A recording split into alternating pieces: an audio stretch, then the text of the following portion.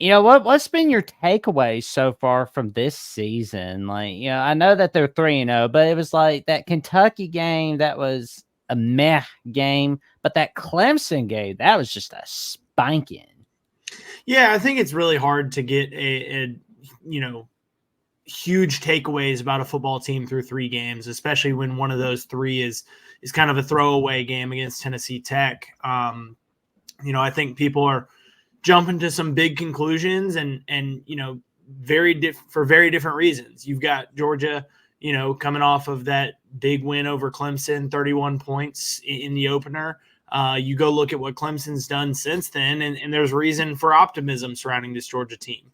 But you look back at the last time that they played against Kentucky and what we had seen from Kentucky just before then with an absolute stinker against South Carolina. And for Georgia to win that one by just 1 and play so ugly offensively and struggle a little bit, in some aspects, there's reason to doubt the Dogs. I think the truth lies somewhere in the middle, as it typically does. And, I think that we're going to know a lot more about this Georgia team after this game, because this is the first time that I think Georgia will pull out all tricks and pull out all stops to win one. I think that they didn't have to do that against Clemson. They didn't have to do that against Kentucky. Certainly didn't have to do that against Tennessee Tech. And I think that when you're going up against a team that's as talented as you are from top to bottom, 1 to 85, like Georgia and Alabama are, and you're going into their house, it's going to be a hostile environment. I think Georgia's going to have to pull out all stops to come away with a win if they want to. I noticed that Carson Beck has not thrown any interceptions for this season. And, I know that some people were talking about, oh, well, he's been sloppy so far, but no interceptions so far. What's the take on him? I think that's the biggest thing with Carson right now is, he hasn't been quite as crisp, but he certainly hasn't cost his team. You look around the country and there's so many quarterbacks that put their team in a really bad situation because of, poor decision making. You can have look at Nico at Tennessee. I think that, there's a lot of things that you really like about him, but I think that at the same time, there's a couple of boneheaded mistakes and he is a younger quarterback just in his second year. But I think that sometimes those, especially in games like this, those boneheaded mistakes are the ones that can really cost you. Carson Beck hasn't done that. And, and he's got a, record that shows that he doesn't do that quite often. I think Georgia fans would like to see, Beck and offensive coordinator Mike Bobo push the ball downfield a little bit more. I think that you look at some of the plays and it's easy to go back and, as we can replay it as many times as we want and hit pause and say, hey, look, how did he not see that? There's a receiver, a tight end, whoever, a big gap, coming wide open. I think it's easy to second guess that and to armchair quarterback that. I do think that, the decision-making can be improved and I would expect it to be improved coming off of this bye week, coming off of a poor performance against Kentucky, where he threw for, fewest yards that he has as a starting quarterback in 17 games as a starter.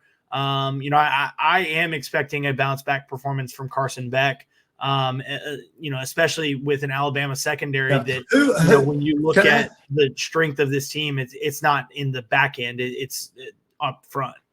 Yeah.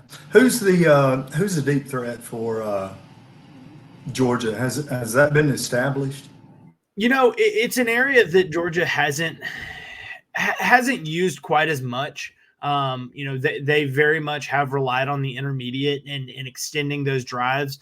I think that's one of the bigger differences between these two teams is that Alabama, there's no doubt who the big play guy is. It's Ryan Williams. And you look at all 4 of his touchdowns this year, they're all from, 30 yards or plus out.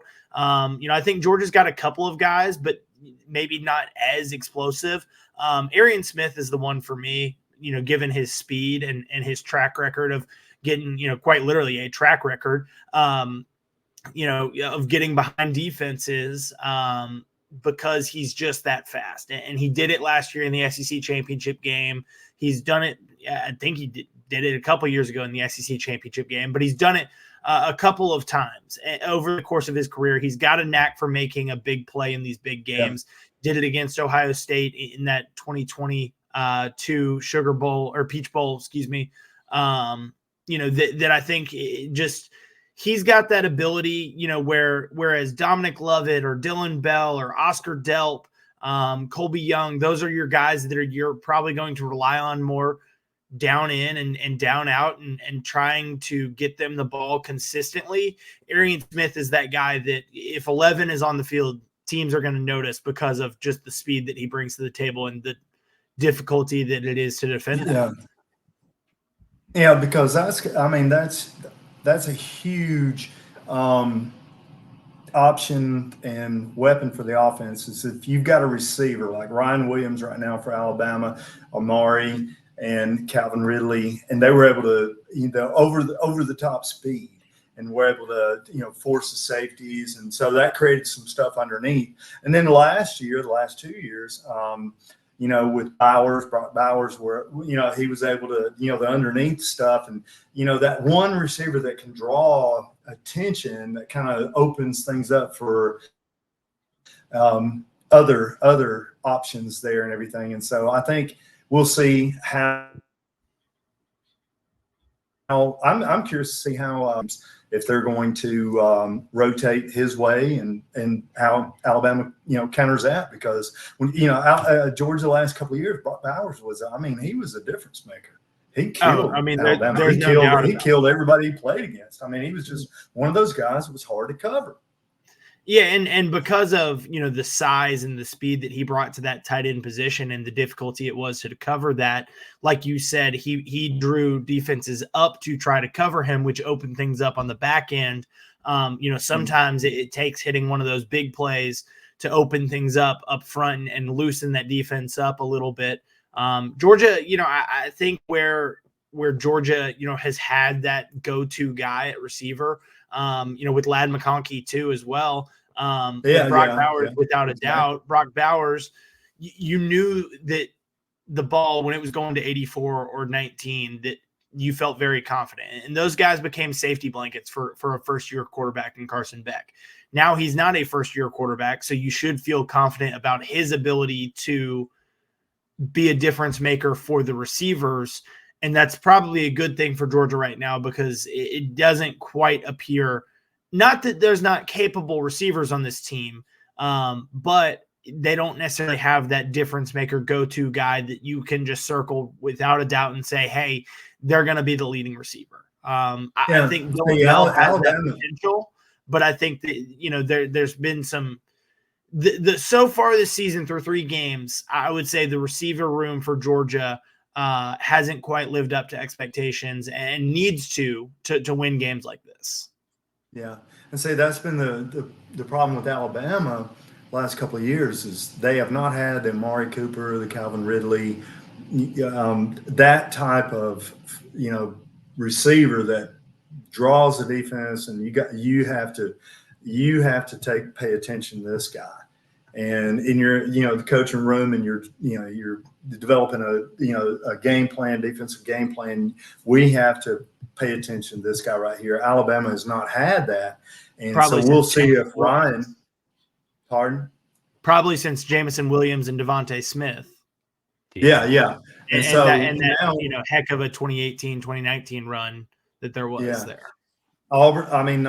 Excuse me. Georgia's had that. Now Alabama, maybe we'll see. It's early, and we'll see how defenses respond. That's the first thing I'm going to look and see, is how, when he's in the game, is how Georgia, Kirby, Coach Smart, how they defend that and attack that, and see what Alabama does with regard to it. And then Alabama's doing a better job, with the running game.